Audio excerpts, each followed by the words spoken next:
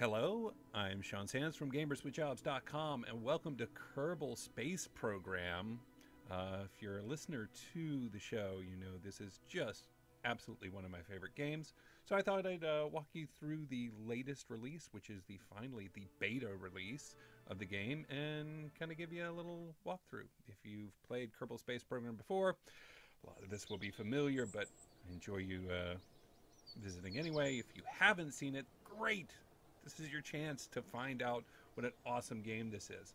So the basic premise here is that you have a space, I don't know, center, and your job is to go explore the many worlds around Kerbin, where your Kerbals live, and generally try not to blow stuff up, though honestly sometimes that's just as much fun. Thanks, Gene. I got it. You start off, this is kind of the new thing about the beta right here. Before all these buildings were upgraded, you had access to a lot of stuff. And they've really gone in and kind of put the last layer of the game in, which is the upgrading of your space center and the upgrading even of your actual Kerbal astronauts, so that now they come with things like skills, and for each skill upgrade, they become more and more successful. For example, Jeb here is a pilot. As he gains experience, he will be more useful as a pilot. He'll be able to help you, kind of stabilize the craft or go in a particular direction without you having to do a lot of the fiddly bits. Scientists add, additional science, and I really haven't messed with the engineer very much. We have Jeb, Bill, and Bob as our kind of core crew. I'm going to just start doing stuff, and we'll walk through it as we go along. I'm going to, this screen here takes you to a place where you can get missions, which is also a relatively new update. So I'm going to take the first mission to launch a vessel, and I'm going to be optimistic. I'm definitely going to take this 5,000 meters off the face of Kerbin. You don't start with much, so let's take a look at what we got. This is the VAB, Vehicle Assembly Building. Werner von Kerman has got the right of it. And we're going to just build a very basic spacecraft here, one that will not actually go to space. Every spacecraft needs a place for Kerbals to sit. And here we have our main command pod. You might notice that, oh, you know what, hang on one second. I don't know if it's the same for you, but I got the music a little loud here. Everybody loves changing settings in the middle of a Let's Play. Just, it's just good. It's just good broadcast style. So we have our command pod. You may notice I have one mod installed right now, the Kerbal Engineer. It just really helps. It really helps, get a sense of how well your rockets are going to do, and figure out where you are in relation to other it's good. They've really upgraded. If you're not familiar with previous Kerbal Space Program versions, they've really upgraded a lot of the interface here, even extending out so that you can filter by resource or by module. Not a big deal right now because we don't have a lot of parts to play with, but as you progress in the game and as you progress up the skill tree, just this whole bar is going to be filled with parts to mess with and all kinds of stuff, and yeah, you'll be grateful later on. But let's build a rocket. Let's just build a rocket, guys. Can we do that? So what do you need to have a successful launch? Well, you need a place for your Kerbal to sit. You need a way for them to get home without dying. That's optional but advised. You need fuel. You need an engine. So I've selected some pretty basic stuff here. Basic command pod, basic parachute. Fuel tank here has got 90 fuel. Good. I don't know what that means. It's got 90 fuel, guys. Good news. And your very basic engine. You can get, as you advance in the game, you can get a lot of information out of this. For example, you can begin to look at the thrust versus, other engines. Over here, you can begin to look at how well it performs in a vacuum versus at sea level ASL. So this is essentially its efficiency. There's all that kind of fiddly information. You do not need that early on. Now, one important thing, you do not want to deploy your parachute and your engine at the same time. So this is your staging area over here. We're going to stage it so that we activate our engine and then activate our parachute. It's a clever plan, one I think will do well for us. Well, we're not going to go to space. But we will go upwards generally.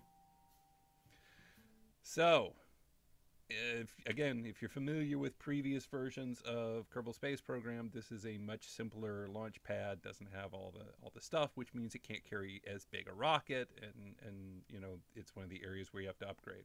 You have your throttle here, your general nav ball here, basic information up here. I'm going to throttle up by hitting the shift key because, you know, go fast, and I'm going to hit spacebar in 5, 4, 3, 2, 1, go. Yeah, and we're up. We've already completed one mission. Got to hit 5,000 meters in altitude.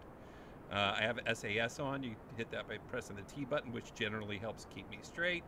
And I'm actually going to cut engines because, see, Kerbal Engineer tells me we're going to get, and 5,000. Great. You know, I don't want to wait to go down, so I think I'm just gonna. No, I'm out of fuel anyway. And you can kind of spin around here. Go ahead and deploy my parachute, and you can accelerate time if you were so inclined, so you don't have to wait. I haven't. So in this latest release, it used to be, and perhaps still is, that warping time could do some really wonky stuff with the physics, like suddenly you'd be falling and your parachute would just break off and you'd plummet to the ground and die. I haven't. It seems a lot better in the latest release. Haven't had any kind of mishaps yet, but Jebediah Kerman is coming to the ground pretty quickly, about 10 meters per second. I think probably this engine will blow up on impact, but Jeb should survive. And touchdown. Yeah. See? By engine. But Jeb survives. We recover the vessel. It's that simple. That's basically Kerbal Space Program. You now know everything you need to know to play Kerbal Space Program. So you can turn this off and go buy it on Steam. I think it's like $30. I'm going to keep going here for a bit. But basically, if you just do that, you can get hours of enjoyment. So what did we get out of that? We got some science because those missions had science associated with them. I could have done some other sciencey stuff, but didn't. We recovered some of the parts, not all of them, like the engine, sadly not recovered. But we got the command pod back and the parachute back and the fuel tank back. So we were refunded the cost of those things at a pretty good value. And Jeb, he got an XP. Good job, Jeb. You did it. You're super smart now. And we completed our 2 contracts. So we got some money and some prestige for that. Get rid of that one. Got some science from that one. Now we got 10 science. We're still not very prestigious. And we have $33,000 to our name. So let's spend our science first over here. Got your science building. By the way, if you right-click these things now, you can see what their upgrade costs are and what the upgrade does. So right now, my research science limit is relatively small, which means I can only get so far in the tech tree, but we don't have to worry about that right now. This will broaden out into a giant tech tree later. You don't see them right away. We begin with all this stuff, which we already know, and now we can add some very basic rocketry stuff. Stack decoupler lets us better stage our rockets. Mystery goo for science, and some new fuel tanks of different sizes, so we can be a little bit more strategic in how we're laying out our rockets. Got 10 research. We can spend 5. Now we got all that stuff. These will cost us 20, and 15, I think. Yeah, 15. So we'll come back later and buy those. So we did a couple of things. We completed a couple of missions. We got to go get some new missions. Set that altitude record. We broke 5,000 earlier. 11,000 seems really doable. And let's see. Test that Mark 16 parachute. Yeah. Am I going to be going that fast at that altitude? I don't think so yet. Ooh, but I can test the solid rocket fuel booster while landed at Kerbin. We didn't have that last time. We'll have it this time. We'll take that one. Right now, I have 2 active contracts. I can only have 2. Again, if I upgrade this building, I'll be able to get more contracts, 2 to 7. And eventually I can, this was added in the previous patch to the beta. I can get these advisors to provide me special abilities. For example, like this one, it takes 5% of any science I gain during a mission and converts that into funds. And this one takes any reputation I gain and turns that into money. So I'm not going to mess with that stuff yet. Fine with that. But no, that's out there. All right. Build a new rocket. One that can go a whopping 11,000 meters. If I'm honest with you, this can go 11,000 meters. But we're going to do a couple of things with it. First of all, we're going to add a stack decoupler. The stack decoupler essentially allows us to stage the spacecraft. So what will happen as I've set it up right now is we'll launch, this engine will burn, we'll use up our fuel, we'll activate the stack decoupler, and it will make this part, not that part, this part break off and fall back to the ground. Actually, it'll break right here. You can see on the stack decoupler, I don't know if the stack decoupler stays or not. I don't think it does. But we also, let's remember our missions. We also wanted to test a solid fuel booster on the ground. That's the other thing over here in engines. I don't think I have a radial decoupler yet, and I don't. That's a thing. Don't worry about it.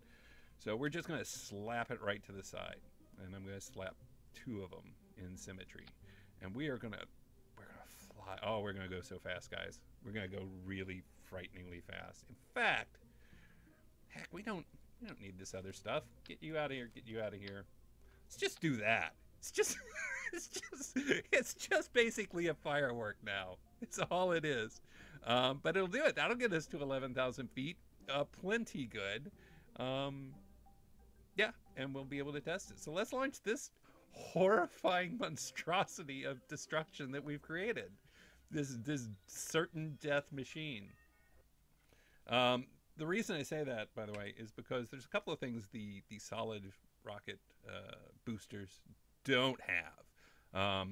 One is steering, and 2 is the ability to slow down or stop until all the fuel is burned. So once we activate this, we are just 3, 2, 1. Just gonna keep going no matter what. I mean, I could try and slow down. You'll notice my throttle down, throttle up, no difference. We are on a lit candle here. Fortunately, Jeb's a fine pilot. Might overheat and explode, but I think we're okay. So we'll just get up to our 11,000 feet. We tested our solid fuel booster. Just got to break that record of 11,000 feet. We're going to do that easily. And there it is. And just fling that off. There we go. Get that out of the way. I'm going to turn off SAS. And we're going to go flying up a little further. Why don't we speed up time? Go ahead and get out of this mission. While we're here enjoying... Oh, you know what? Let's do a little science. Let's get some science done. Let's get a crew report. Crew report flying over Kerbal shores. Shores look inviting. You watch the waves roll into the coast. Science! Bam! Keep that. Now when I land, so keeping that data allows it so that when I land, yeah, I still have that. So I really hope he does not plummet into my space center. I need to be more thoughtful of that. Because, again, one of the things that can happen later on is that you can actually blow up your buildings, and then you have to repair them, and that's bad because it's expensive and it's not pleasant. But we've done our science, we've deployed our parachute. Jev is having a blast. He's looking around, checking things out. Not a lot to see. So we'll let that go. And there's our deployed booster, our empty booster over there plummeting to the Earth as well. Speed up time here a bit. And oh, how close? How close are we going to come? Are we going to land on the road? job, guys. Oh, let's watch that explode. Come on. It's getting closer. Getting closer. It's going to blow up soon. And... yeah! Destruction. It's a glorious thing. Accelerate time. Get down. See the altitude. Again, here's one of the reasons I like Kerbal Engineer. Just... If I was just looking at this is just the altitude versus sea level. And of course, sea level would be over there. So if I was falling into the ocean, this would be an accurate description of how far up I am. But here's it actually, Kerbal Engineer provides us the altitude versus the terrain, as well as how fast we're falling to the ground. So I know I'm actually only 80 meters up right now. Get down, 30, 20, 10, and touchdown safely. Back, oh, just in the line. You know what? Why don't we get out? Jeb can take a look around. Can probably there you go. Walk around. Oh, he's adorable. Hey Jeb, how you doing? Do some science. EVA report. Science. God, we're just racking it up. And get back in. Recover vessel. 2 successful missions. Just a wonderful, just so good. Earn more science. Earn more funds. No XP. Nice try. Nice try, Jeff. And as you may remember, we can go in here now. No, we only have 11, so we wouldn't be able to do anything. What I want to do here real quick is take you to one of my other games. I've been playing. This is the day after this release came out. Probably have put in 5 or 6 hours into the new update already. So I have beta over here.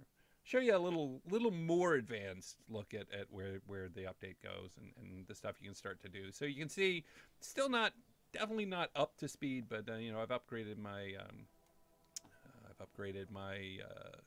don't know, my array over here, which gives me the ability without this. So if you played previous versions of Kerbal Space Program, you'll be really used to kind of setting maneuver nodes and adjusting them and getting, you know, being able to you know, really fine tune and lay out a plan. Until you've upgraded this building, no maneuver nodes, which was a horrifying discovery. I've upgraded my runway. I've upgraded both, you know, my VAB as well as my my space plane building. I've upgraded my contracts. So let's get a contract. Some of these are further along. Any of these I want to do right now. Ooh, yes. I want to test.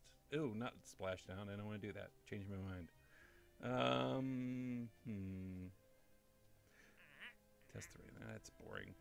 You know what? Let's just take a trip. See if we can get on the moon. We'll try and do it. We're going to do a moon shot here is what we're going to do. I have 150 science. As you can see, I've opened up a lot more stuff. More advanced, slightly more advanced parts. Fuel lines. Ooh, yeah, that's actually very much what I want. I can still only do 30. All right, so is there a way we can do this? Maybe. So we're going to try and create I know I can get to the moon. I don't know that I can land on the moon. I'm going to start with our trusty pod here. We're going to put a couple of radial mount parachutes on it. We're going to need to go pretty easy on the part list. And I hesitate to put any kind of stabilizer on it because I don't have a good power source yet. So let's set up a lander. What we need is a lunar lander. Stack decoupler.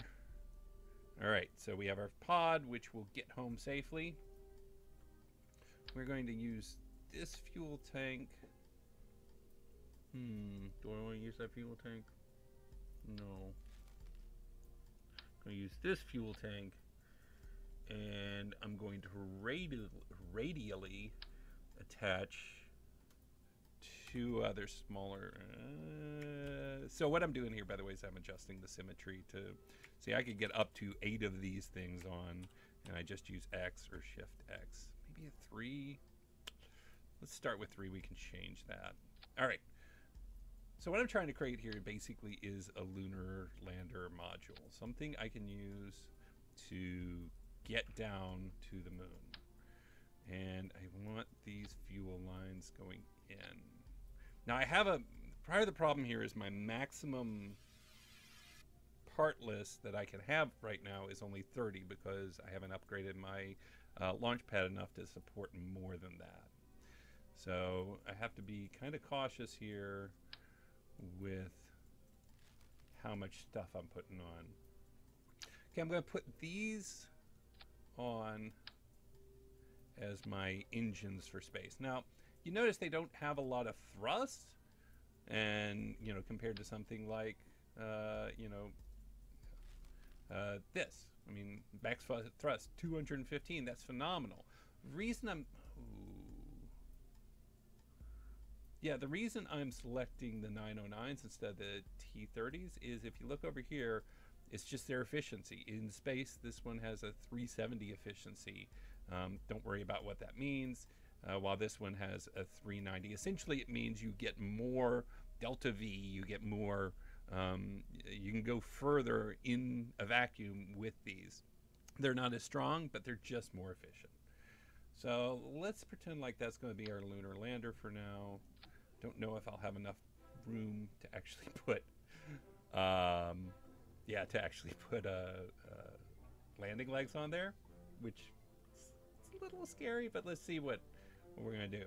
Going to put these here, get the big skipper engine for our primary launch, much bigger than the ones we were using before. Ooh, that gets us real close. That's, yeah, you know what? So what I'm looking at right now is over here. I happen to know that the delta V necessary to get into orbit is around 4,000. And I know that to get a lunar encounter, you need another 800. To get home, you need another probably 400 or 500. That's still 5,000. That would leave us 3,000 delta V to actually land, which really, I think that's enough. I think that's good. I think I can even afford. Ooh, I'm worried about that. It's not a good. Okay, so we're going to need some solid rocket boosters to get us started. How are we doing on parts? Okay, 22. We're still in good shape. Still doing all right. Couple of boosters.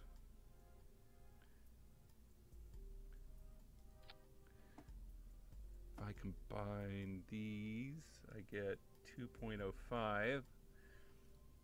And a thrust limit,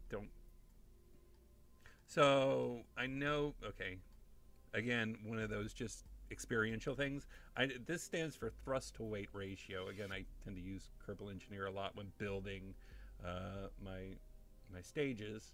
I happen to know that about 1.7 thrust to weight ratio is the most efficient way to get off Kerbin and into space. If you go faster than that, so what it's doing is essentially limiting the amount of thrust coming out of these solid rocket boosters, so that they don't push too hard.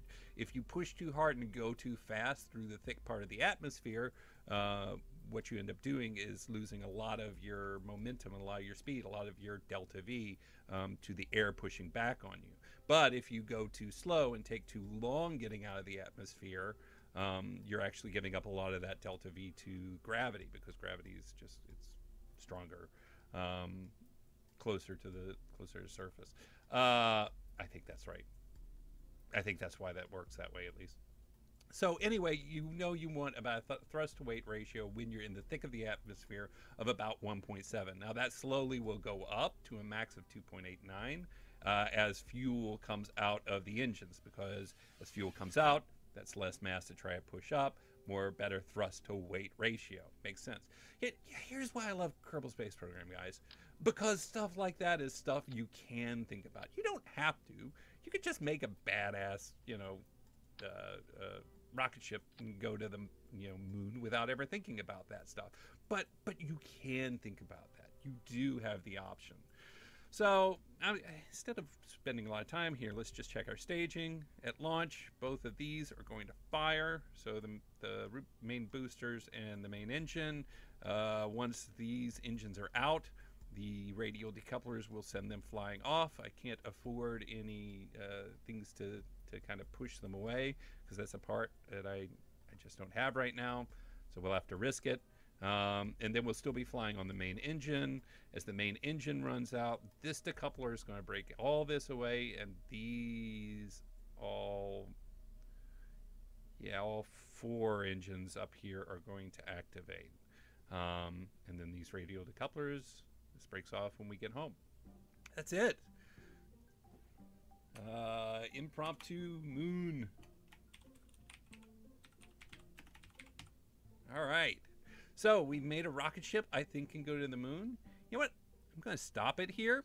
I'll probably make this into 2 videos instead of having one really long one. And when we come back, we'll try and take this puppy and go land on the moon. If you want to join us for that, check out the next video. If not, thank you for joining me. My name's Sean Sands from GamersWithJobs.com and the Gamers with Jobs conference call. I'll see you next time.